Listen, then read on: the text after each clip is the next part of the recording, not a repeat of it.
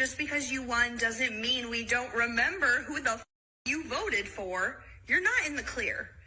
And just please don't test your gangster on me, because you will end on a stretcher, gone forever. A significant number of the complaints about this came from Cobb County teachers. I'll make it simple. In Cobb County, it is never acceptable to celebrate or condone a school shooter, nor cheer for the demise of their victims.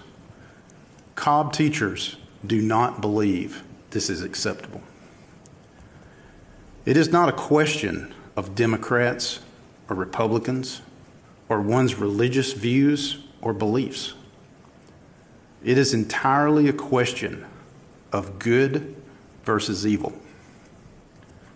It is outright evil to celebrate or agree with the murder of an innocent person on a school campus. There is not a place for equivocation nor compromise. A parent should never have to wonder if a teacher's personal opinions about a student or parent's race, faith, beliefs, political or church affiliations, or even social media posts could result in an educator not doing his or her utmost to educate and defend that child when he or she is at a Cobb County school. A Martin County teacher is out of the classroom and under investigation after the district says they posted disturbing comments online about the assassination of Charlie Kirk. Now, the district, again, making this official in a statement here. I want to move out of the way so you can see it. So this is from the Martin County School District. They posted that they were aware of a recent social media comment made by one of their educators regarding the death of Charlie Kirk, and that's why they decided to remove that teacher from the classroom. But this isn't just a local story. This is part of a statewide crackdown. Florida's education commissioner is also sounding the alarm, taking to X right here. So here's that post that was posted yesterday on Thursday. He calls such online posts vile and is warning that they could shatter public trust. And in a fiery letter to school leaders, he is urging educators to govern yourself accordingly. Even Governor Ron DeSantis is sharing that post on social media as well. He is backing the move, calling for swift accountability. 2 weeks ago, after the assassination of Charlie Kirk, Chance Duncan posted on Facebook a quote saying, quote, "I never wished a man dead, but have read some obituaries with great pleasure." Now, the school district said that quote, caused a disruption in the community. Duncan's attorneys argued differently. They say that a different policy for the district says that you can have political activity as long as it's outside of working hours and on a personal device, which is what Duncan says happened. Now, he did take down that post around 6 a.m. the next morning on September 11th. By then, it had already been around the community, and he did not know that it had been screenshotted and sent around. Now, that comes in when the school district then called him later that week to say that they had been notified. Here's a listen of what the district said occurred after they heard the post. The parent concerns have been overwhelmingly negative, to the tune that we've even had parents ask us if they need to obtain a lawyer to ensure that their child will not be in this class. It has shut down our ability to prop up our school. Again, that executive session just ended, and we are learning the decision as we speak. We're not entirely sure what that is. The school district is still talking with their board. Lawsuit filed the morning after Oskaloosa community members filled the school district school boardroom Wednesday night. I move that the Board of Education terminate the continuing teaching contract of Matthew Cargill. The now former art teacher Matthew Cargill suing both the Oskaloosa Community School District and Superintendent Michael Fisher. In the court documents, attorneys say Cargill's post on his personal Facebook account following the death of Charlie Kirk was, quote, rhetorical hyperbole. The lawsuit says the post was not made in the classroom or during working hours, and it did not threaten anyone, incite imminent unlawful action, and wasn't directed at anyone in the school community. What came after the post, as mentioned in the lawsuit, is people contacting the district, some demanding Cargill be punished. Just wanted to extend a thank you for all of the calls and emails. The district telling KCCI Wednesday night it received more than 1,200 phone calls. The lawsuit claims the district and superintendent acted not because Cargill's post disrupted the learning environment, but because they, quote, disapproved of his protected speech. The lawsuit also alleges that Superintendent Michael Fisher's recommendation to terminate Cargill was made public.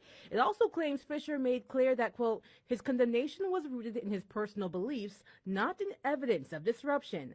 When KCCI spoke with Fisher on September 11th, this has created substantial material disruption to our learning environment the last 12 hours. He said there was some disruption. The district telling KCCI Wednesday night about 8% of students were not in class after the post was made.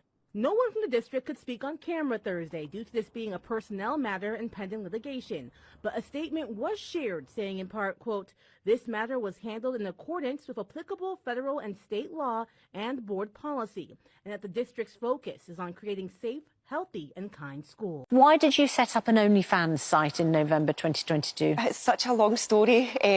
My son hadn't been well and he was seeing a specialist at the hospital, and I'm a single mum, had no help to watch him. My only other help was my nana, who was going through cancer radiation therapy, and I needed time off and they were going to dock my wages. So it's not as if it was the only job I could have done, but it was the only job that would get me enough money to pay my mortgage, Christmas and my broken car. How much were you making a month from it? The most I got was almost 60,000. And how much were you being paid? For a month? Yeah, for a month, yeah. And how much were you being paid as a teacher for a month? About the same. Okay. Well, way less for the year, sorry. The year, yeah. Yeah, okay. So, okay, you were earning in a month what I got on OnlyFans, what you would get annually as a teacher. I suppose the issue then was that you opened up an OnlyFans subscription site. Yeah. Did you not think to yourself, the pupils are going to see these pictures? I did, but we all need to take responsibility. Of course, I knew the risks involved, but I'm a mum at the end of the day. My son comes first, paying my bills comes first. Of course, I knew there was a risk. I spoke to my son about it before doing it. How old is your son? He's 14 now, going on 30. So I knew there was going to be risk involved, but I'd used a different name. I've got my moniker, Jessica Jackrabbit. I put a wig on, loads of makeup that didn't look like me. I didn't think I was going to get caught. If you voted for Trump, literally, please delete me, block me, get rid of everything of me, or step to me so that I know what's up and then I can handle you how I see fit. Just because you won doesn't mean we don't remember who the blank you voted for.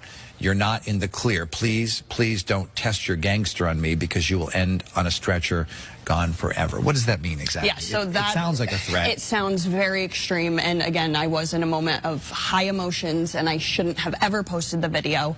But what the message I was trying to get across, and it came off very wrong, was, you know, if this is going to give people the almost permission in their minds to enact violence against women or anybody, I wanted to basically just say, like, I'm not going to go down without a fight. I mean, you know, it's my life's dream to be a teacher. I consider those kids my kids because I don't have any of my own. And they fill that for me. And it's so fulfilling. It's so rewarding. And I know that what people see right now, I don't look like that person, but I truly would do anything to help any child and any family in need. I'm not going to fire Mr. Lowell. Monday night's Grand Ledge Board of Education meeting ended with a thunderous applause from those who came to support one of the district's teachers.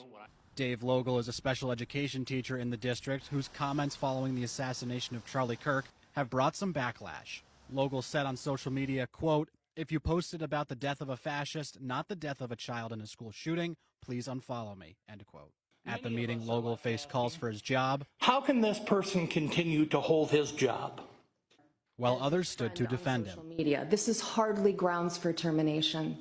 Mike Moyes, a Grand Ledge resident, says he's seen the discourse over the past several days surrounding the teacher's comments and what the response should be. He says while you have a right to free speech, you should also use caution. Well, that's true. Just because you can say it doesn't mean you should say it or do it. Moyes says while he doesn't agree or disagree with the superintendent's decision, he still believes in the First Amendment. It's not going to negate the fact that you have a right to say what you want to say. But again, you're going to have ramifications and you're going to have to deal with them. He says he believes Charlie Kirk himself would be disappointed in all the comments made after his death on both sides of the aisle. Gotta be freaking kidding me. You used the N-word in class. I want you to explain to the audience exactly what happened. I was walking around my classroom, pacing the room, and I overheard this conversation between these two girls, and they were talking about the book To Kill a Mockingbird. And they're currently assigned to read that in their English class. And they were talking about how their teacher makes them skip over a certain word. We all know what the word is, right? It's the N-word. I won't say it here, but it's the N-word. And I just thought that's silly. And so I calmly just expressed my disagreement. And a girl asked me point blank in front of the class, well, if you were reading the book, would you say the word? And I sort of laughed, but I said, of course. And right then a boy whipped out the book. He had it on the exact page. And he said, okay, then do it. And so I took the book and I wanted to display for my students that you can read books honestly. You shouldn't have to fear the consequences. And let's just undo this lie you've been told that if you're white or whatever, that you can't read a book. I believe as an educator, it's my job to help facilitate critical thinking. And I tried to make it a lesson about context versus intent. Yeah. You know, it's the intent of our words that really make something racist or not reading it out of a book. And so I was secretly recorded, and that video made its rounds, and now I'm facing the loss of my job. This isn't about a word. This isn't about me having read from a passage from a book. This is really, are we allowed to tell the truth in schools? That's what this is about. It's much bigger than just one word, really. It's when a teacher, deviates from the script, I guess you could say. The public school system has a way of detecting you out. Yeah. And if you're saying something that isn't in conformity with what they believe to help students think critically for themselves, you get punished for it.